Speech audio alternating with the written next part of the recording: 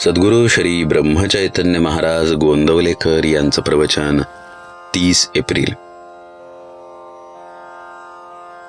जेथे भगवंताचे नामस्मरण तेथे सर्व संतांचे ठाण. जोवर धरिली जगाची आस तोवर परमात्मा दूर खास. परमात्म्याची प्राप्ती न होई राखता विषयासक्ती.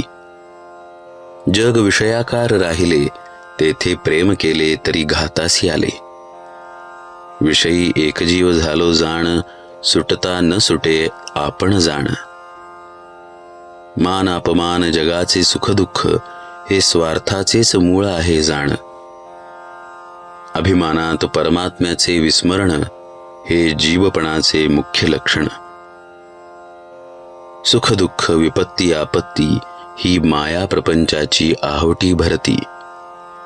आत्मनिश्चय बाणल्या वाचून माया न हटे न सुटे जाण. आता करी शूर मन मायेसी हटवावे आपण.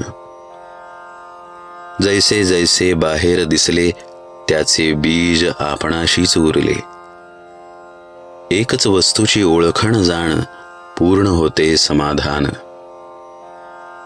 ज्याच्यात मानावे मी सुख त्याच्यातच उद्भवते दुःख. नराचा होय नारायण जर न चुकला मार्ग जाण. जेथे ठेवावी आस त्याचे बनावे लागते दास.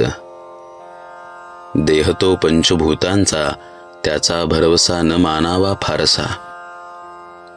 मी तुम्हास सांगतो हित दृश्यात न ठेवावे चित्त. दृश्य वस्तू नाशिवंत असते भगवत कृपेने समाधान येते. परिस्थिती नसे बंधनास कारण असे आपलेच मनाची ठेवण. देवास पहावे ज्या रीतीने तसाच तो आपणास दिसतो जाण.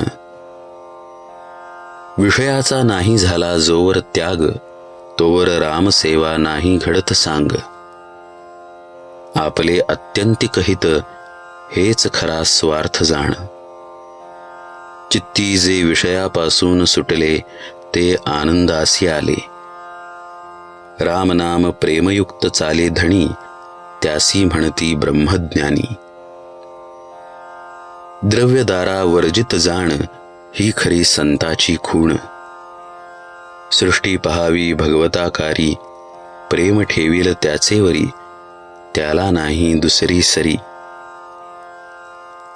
आल्या गेल्यास द्यावे अन्नदान मुखाने भगवंताचे नाम. हृदयात रामाची प्रीती यासच थोर म्हणती जीवनमुक्ती. न धरावी जगाची आस तोच होऊ पाहे रामदास. नामात संत नामी भगवंत. वृत्ती राखावी अत्यंत शांत हेच संताचे मुख्य लक्षण जाण. जेथे भगवंताचे नामस्मरण तेथे सर्व संतांचे ठाण. अगरबत्ती जळून गेली परी सुवासाने राहिली. तैसे रामचरणी झाले जे लीन तेच खरे जिवंत जाण.